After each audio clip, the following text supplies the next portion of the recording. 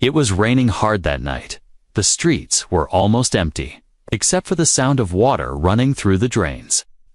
James walked with his shoulders hunched, trying to keep his jacket dry. He had just finished a long shift at the factory, and all he wanted was to get home. But then he heard something. A soft sound, almost lost in the rain. It was like a whimper. Mixed with a cough, James stopped. He looked around, not sure if he had imagined it. The sound came again, this time a little louder. It was coming from a narrow alley between two old buildings. Most people in this part of town stayed away from alleys at night. But James had never been the kind of man to ignore someone in trouble. He stepped into the alley, the rain dripping from the edges of his hair. At first, he saw only shadows.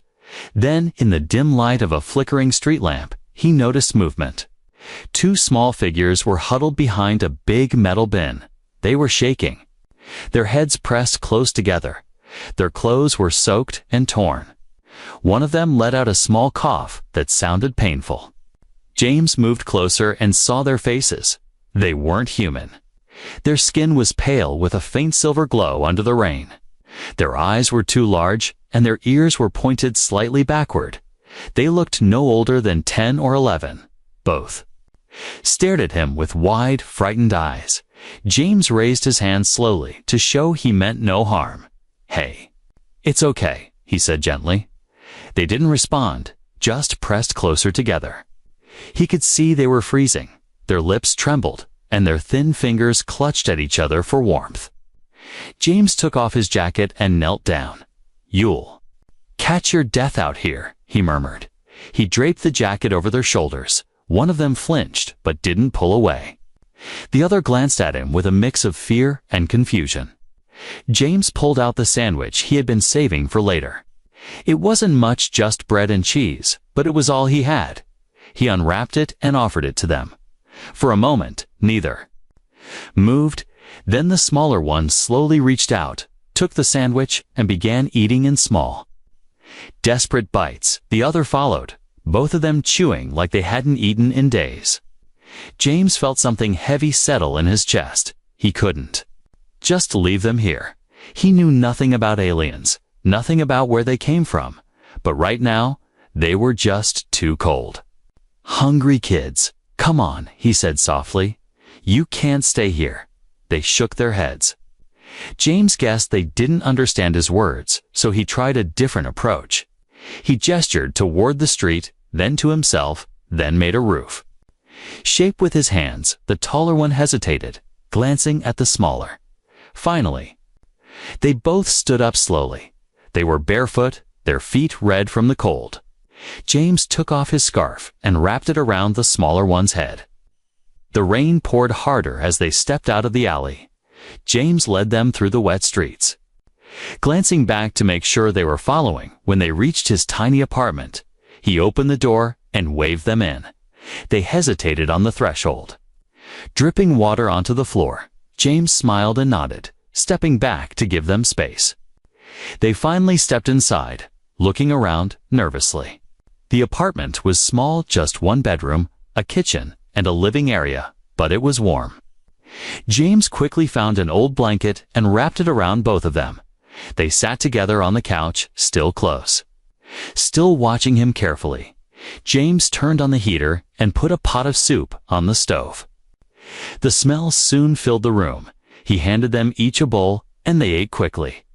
Every now and then, they glanced up at him, as if trying to decide if he was safe. James didn't ask questions.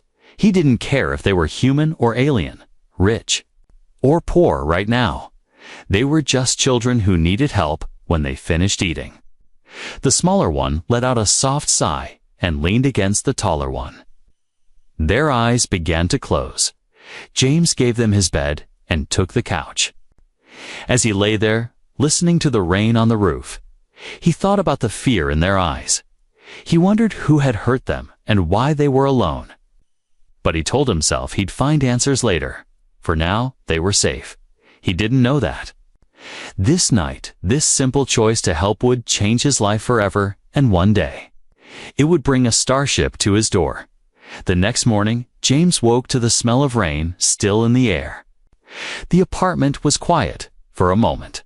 He wondered if the two girls had slipped away during the night, but when he peeked into his bedroom, they were there, still curled up together under the blanket, sleeping deeply. The smaller one's hand was gripping the edge of the blanket like she was afraid someone might take it away. James let them sleep. He brewed a pot of coffee for himself and thought about what to do. He didn't know their names, their language, or where they had come. From all he knew was they were alone. And he had no plan to send them back into the streets. Later that day, the girls woke up slowly. Their eyes darted around the room like they were checking to make sure it was still safe. James smiled and offered them some bread with jam. The smaller one sniffed it suspiciously before taking a bite. The taller one followed a second later. It was awkward at first. None of them could speak the same language. But kindness didn't need many words. James began pointing to things in the room, saying the English words slowly.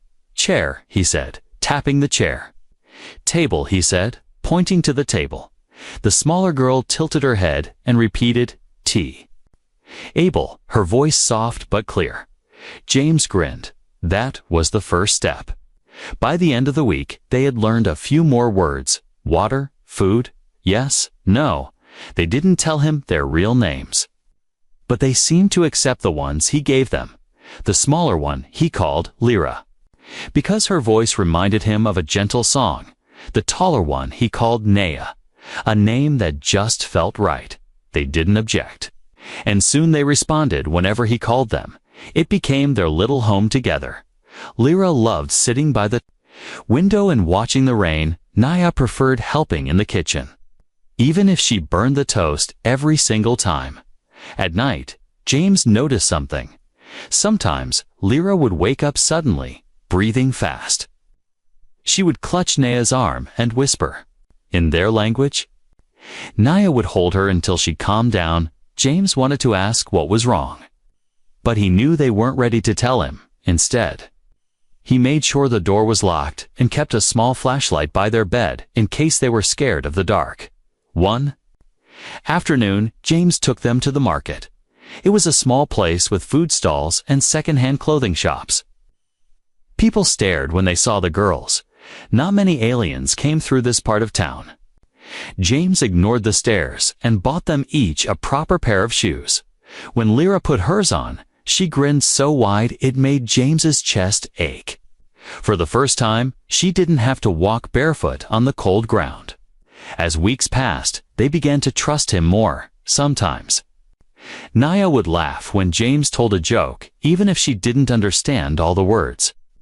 Lyra started drawing on scraps of paper, strange symbols and patterns James didn't recognize. He guessed they were from her home. One evening, while James was washing dishes, he noticed the girl standing in the doorway. Naya said something softly, then pointed to her chest. Knee. Yeah, she said. Then she pointed at her sister Lee. James realized they were finally telling him their real names. It was a small gift, but it felt important. He smiled and repeated their names, and they both nodded. That night, he fell asleep with a strange feeling in his heart.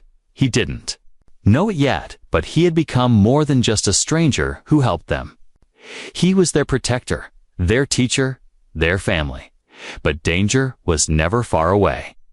A month later, James was walking home from work when he noticed a black van parked near his building. Two men in dark coats were standing by it, scanning the street. He felt a cold weight in his stomach. Something told him they weren't there by accident. When he got upstairs, Lyra and Naya were sitting quietly at the table. They didn't smile this time. Instead, Naya glanced out the window and whispered something in their language to Lyra. James didn't need to understand the words. He could see the fear in their eyes. He didn't know who was looking for them. But he knew one thing for sure. If those men tried to take the girls, they would have to go through him first. What James couldn't guess was that this quiet life they had built together was running out of time. The past Lyra and Naya had tried. So hard to escape was catching up, and when it finally reached them, the sky itself would come alive the next time strangers came for the girls. They wouldn't be arriving in a van. They would be arriving in a ship so large it would block out the sun. It was late afternoon when James heard the knock on the door. It wasn't the soft, polite kind of knock. It was heavy, sharp, the kind that made the wood shudder. James froze halfway through chopping vegetables. Lyra and Naya looked up from the couch, their eyes already wide. Another knock came, louder this time. James set the knife down and wiped his hands on a towel. "Stay here," he said quietly, though he knew they didn't fully understand. Still, they didn't move. They just watched him with nervous, unblinking eyes.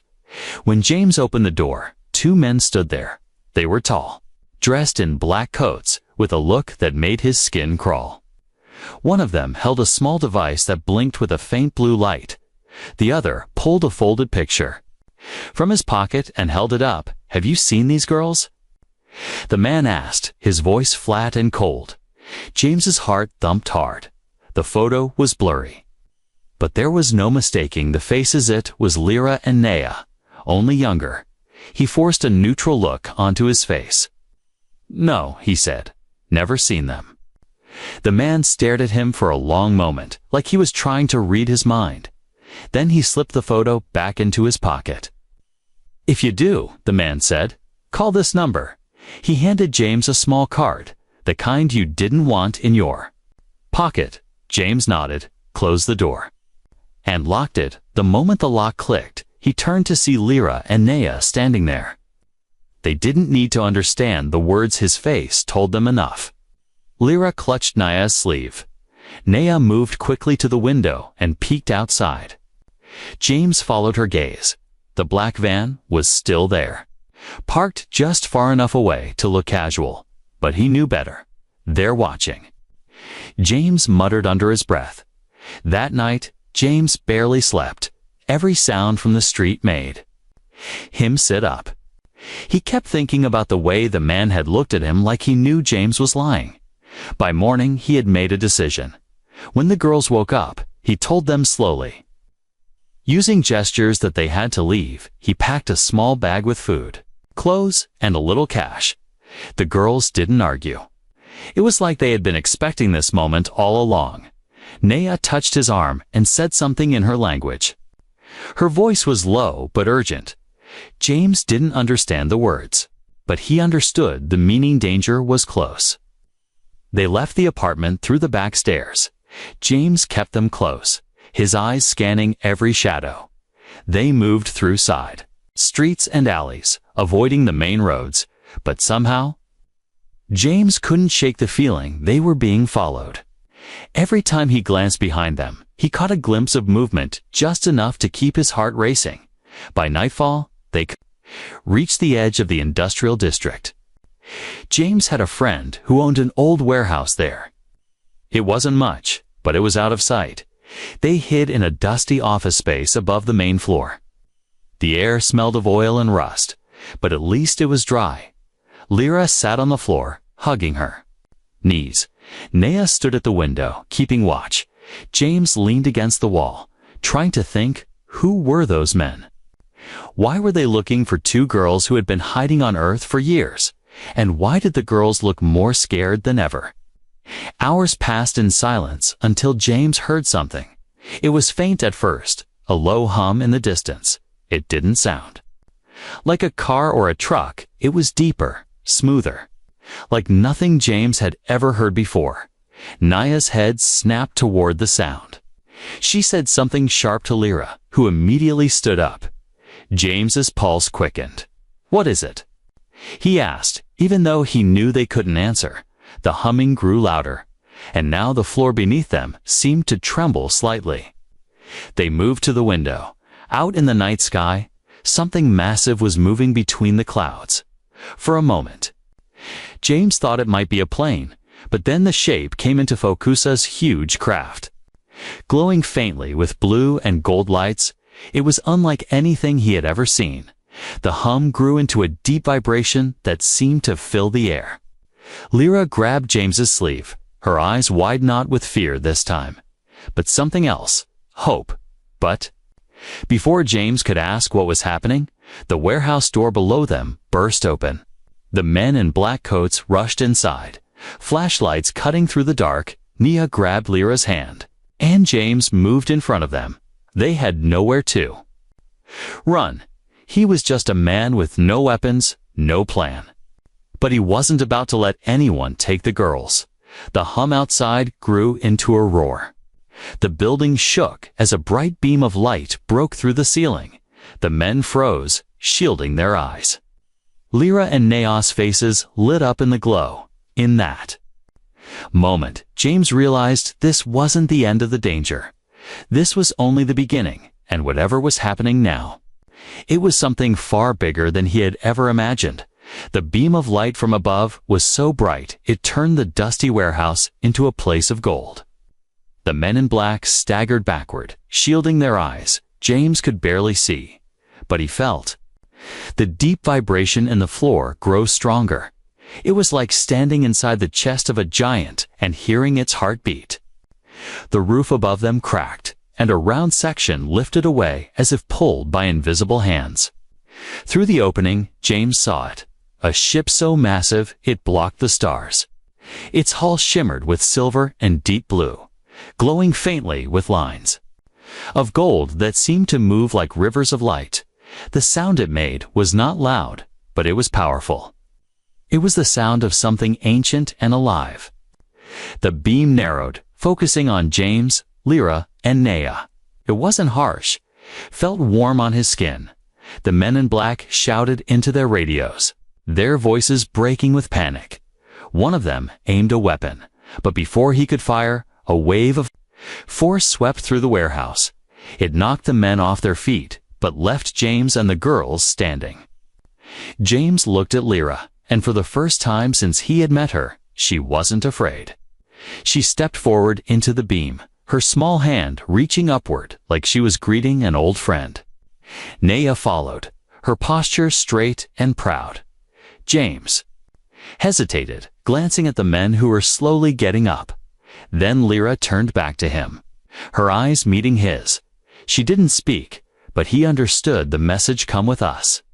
The light wrapped around them like a living thing. James felt his feet leave the ground. The warehouse faded below. The men's shouts became distant. Wind rushed past him, but the light held him steady. Moments later, his boots touched something solid again. The beam faded, and James found himself standing on a wide platform made of polished silver. The air was crisp and clean, smelling faintly of something sweet. He turned slowly, trying to take in what he was seeing. They were inside the ship. It wasn't just metal, and machines. Its walls seemed alive, softly pulsing with light. Tall archways opened into halls that curved away like flowing rivers. Symbols glowed faintly on the floor, shifting like water under glass. In front of them stood a group of figures. They were tall, their armor made of the same shimmering silver as the ship. Their helmets were crested with gold, and long capes flowed behind them. Each carried a weapon that hummed faintly in the quiet air, but none of them raised their arms. Instead, they stepped aside. Bowing low, James blinked, wondering if he had imagined it. He glanced at Lyra, and Neon froze. The two girls had changed. Their ragged earth clothes were gone, replaced by long robes of deep blue and white. Their hair was braided with silver threads, and they stood taller somehow. The air around them seemed to hum differently, even there. Eyes shone brighter. The soldiers bowed not to James, but to them. A figure stepped forward from the back of the group. She was taller than the rest, her armor more elaborate. Her face was uncovered, and James saw the same silver glow in her skin that Lyra and Nea had. She looked at the girls with warmth in her eyes, then she turned her gaze to James. Her voice was soft, but carried the weight of command. "Human," she said in perfect English, "you have sheltered the lost blood of our crown. James stared at her, the words slow to sink in. "Blood of your crown?" he asked, his voice almost a whisper. The woman inclined her head toward Lyra and Nea. "They are not orphans," she said. "They are the rightful princesses of the Celery Empire." James felt the deck sway under his feet. Because the ship was moving, but because his mind was. He thought back to the nights they huddled on his couch. The mornings they burned the toast. The way they smiled shyly when they learned new words. Princesses. It didn't make sense, and yet, as he looked at them now, standing tall and regal, it was impossible to deny. Lyra took a step toward him, her voice trembling but clear. "You saved us," she said slowly. Each word in English carefully chosen. Nea added, "We come back." "For you," the tall woman raised a hand, and two soldiers approached carrying a long, ornate case. They opened it to reveal a golden pendant, shaped like a star wrapped in silver branches. "This," the woman said, "is the mark of the crown's guardian." She stepped forward and placed it around James's neck. "It is given only once in a generation to the one who saves the life of the royal bloodline." James shook his head slightly, still trying to find words. "I didn't do it for any reward," he said. The woman smiled faintly. "And that is why you deserve it most." Around them, the ship seemed to hum a little louder. Through the high windows, James could see Earth far below, a blue and white jewel in the darkness. Somewhere deep inside, he knew that stepping into that beam of light had changed his life forever, and whatever came next, there was no going back. The silver hall they stood in was silent, except for the low hum of the ship. James could feel the weight of the pendant around his neck. Heavy but warm, Lyra and Nea stood close to him, their eyes softer now, but filled with something deeper. Then gratitude. The tall woman in armor motioned for them to follow. They walked down a wide corridor where the walls glowed with faint patterns that shifted like starlight through water. At the end was a chamber with a round table, its surface made of crystal that shimmered when touched. The woman gestured for James to sit. He hesitated, feeling out of place among such grand surroundings, but Lyra smiled and nodded at him. He sat, and the truth began to unfold. The woman introduced herself as Captain Serenia, commander of the Royal Guard. Her voice was steady, but her words carried the weight of history.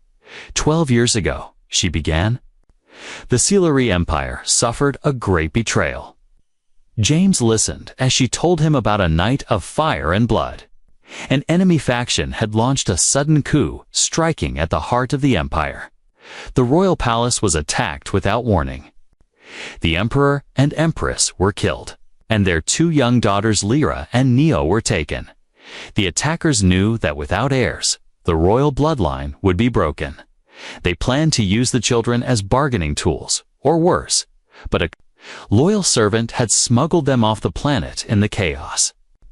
Their escape ship was damaged in the fight and drifted for weeks before crashing on a remote part of Earth. James felt the hair on his arms rise. He thought back to the night he had found them cold, wet, shivering behind a trash bin. They had been through all of that before they met him. Lyra's voice broke the heavy silence on Earth. "We hide," she said slowly, her accent soft but clear. "Men come. Many times," she added, glancing at Nea. "They want. Take us back, not to home.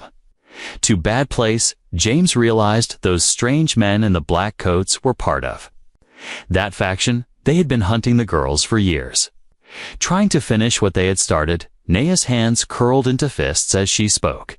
"We run, always run. Then we meet you," she said. She looked right at James, her silver eyes bright. "You stay." James felt his throat tightened. He had only given them food, warmth, and a safe place. But to them, it had meant everything. Captain Serenia continued. "For years, we searched every possible world, following fragments of reports. Whispers of sightings," she said. We feared you had been lost forever." She looked at James. "When the signal came from Earth 2 weeks ago, we moved with all speed, but the enemy was already close." James remembered the black van, the men watching his apartment. If the ship had been even a day later, things could have ended very differently. The captain placed a small holographic device on the table. It lit up, showing a scene of the Sealar homeworld towers of crystal, rising over oceans of silver blue water. Skies filled with ships, shaped like birds in flight. "This is their home," she said quietly. James stared at the image, almost unable to believe the girls had come from a place so beautiful. "They have been in exile too long," Serenia continued. "By law, they must return to take their place as rulers of the empire." Lyra reached across the table and took James's hand. "You come with us," she said, her voice certain. James blinked, unsure he had heard her right. "Nay." "Lean forward, you." "Our family," she said, each word like a promise. Serenia nodded. "It is their wish," she said, "and the council will honor it. For you are now the guardian of the crown." James sat back, trying to take it all in. A part of him wanted to refuse. This was their world, their fight, not his. But another part of him knew he couldn't just walk away. He had promised, all those years ago, to keep them safe, and maybe now. That promise meant more than ever. The captain's voice softened. "You must understand, Guardian. The enemy will not stop," she said. "They have not given up in 12 years, and they will not give up now." Her eyes narrowed slightly, "but they will think twice." "Knowing the princesses are under your protection," James glanced at the girls. They were no longer the frightened children he had once found. They were strong now, ready to face their destiny. But beneath all the royal robes and titles, he still saw the 2 kids who had sat at his kitchen table, eating toast and giggling when he dropped the butter knife. He smiled faintly. "All right," he said, "I'm coming with you." Lyra's face lit up with a smile that reached her eyes. Nia's shoulders relaxed for the first time since they had left Earth. Serenia inclined her head in approval. Then, "Prepare yourself," she said. "Your life among the stars begins now."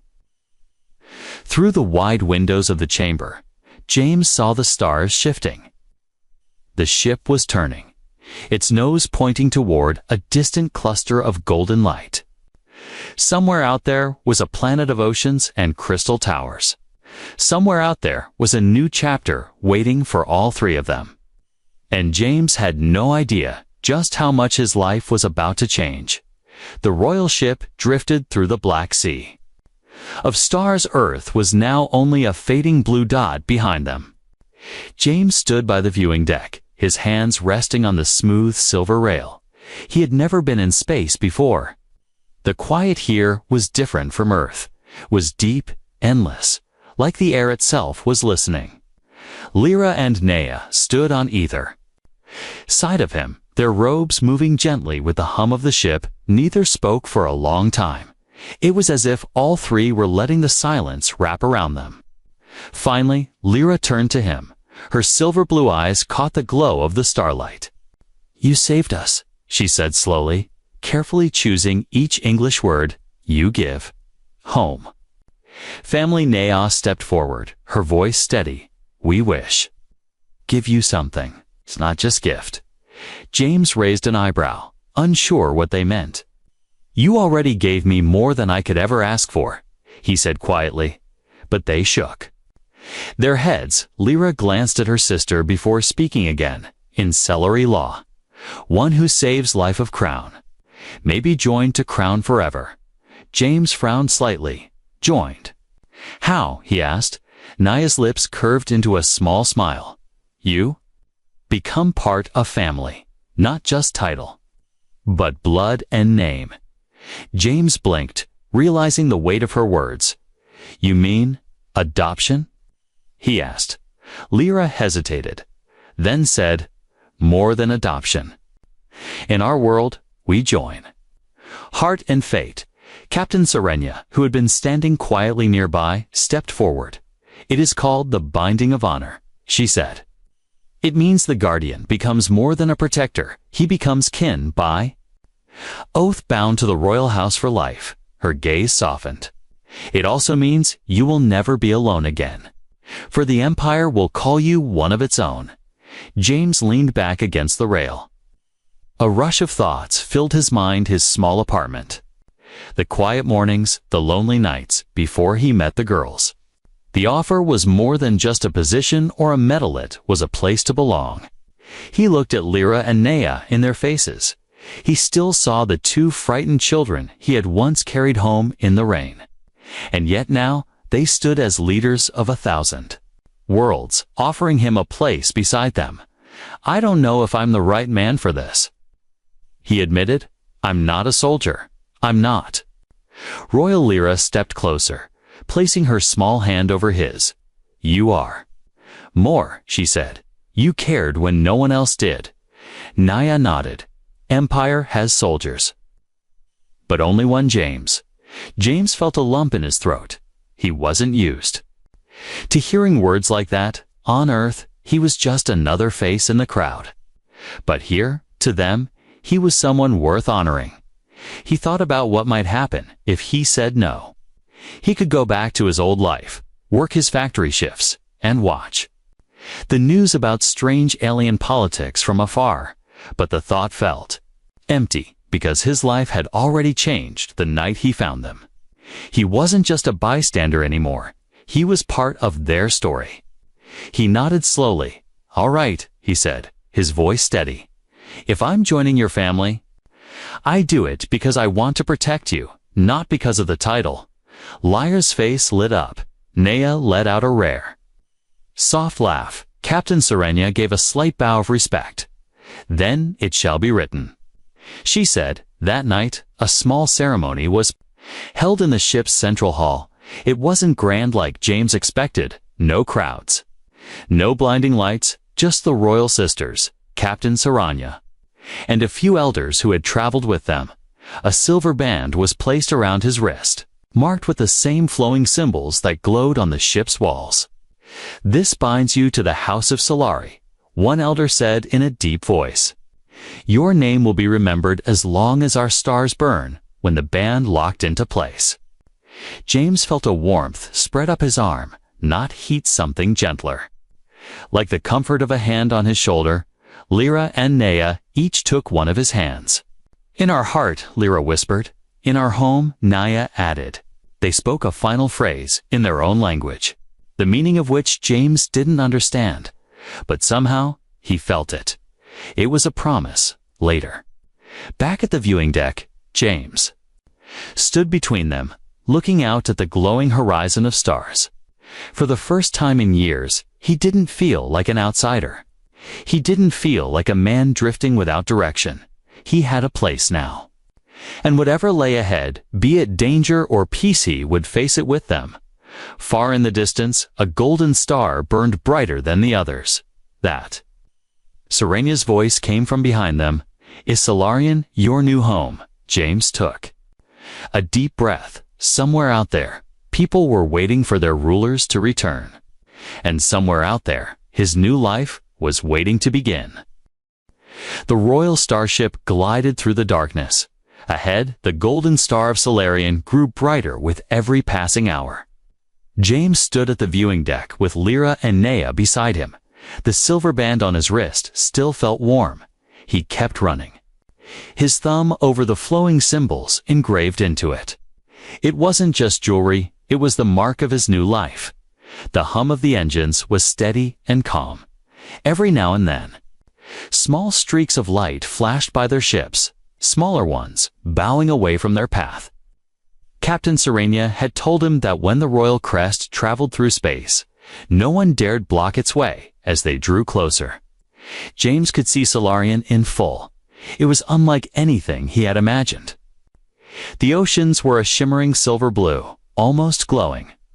Great crystal spires rose like mountains from the surface, catching the sunlight and scattering it in rainbow arcs. Massive floating platforms drifted in the air above the cities, connected by thin bridges of light. The skies were full of elegant ships shaped like birds and blades. It looked less like a planet and more like something out of a dream. The ship began to descend. Below, James could see a massive plaza surrounded by towers of white crystal. Thousands of people filled the open space, their silver skin and shimmering robes catching the sunlight. The closer they got, the more James realized they weren't just gathered. Out of curiosity, they were waiting, and they were waiting for Lyra and Nea when the ship's ramp lowered. A sound like a wave rose from the crowd. It wasn't shouting knights, was a deep, rhythmic chant. The people were calling their names. James followed the sisters down the ramp. The light was blinding after the ship's soft glow. The air here was crisp and carried the scent of something sweet. The moment Lyra and Nea stepped onto the plaza, the crowd dropped to one knee. James froze, unsure what to do, but before he could follow, Lyra turned, took his hand, and pulled him forward. When they stopped in the center of the plaza, she raised their joined hands high. The crowd's eyes turned to him. Captain Serena's voice carried over the square. "This is James, the guardian of the crown," she declared. The chant changed. Now they were speaking his name. James had never felt so exposed in his life. Yet, not unwelcome, the sisters led him into the grand hall of the palace. The walls were made of living crystal, shifting faintly like water under sunlight above them. Beams of gold light streamed through a ceiling that looked more like the open sky than stone.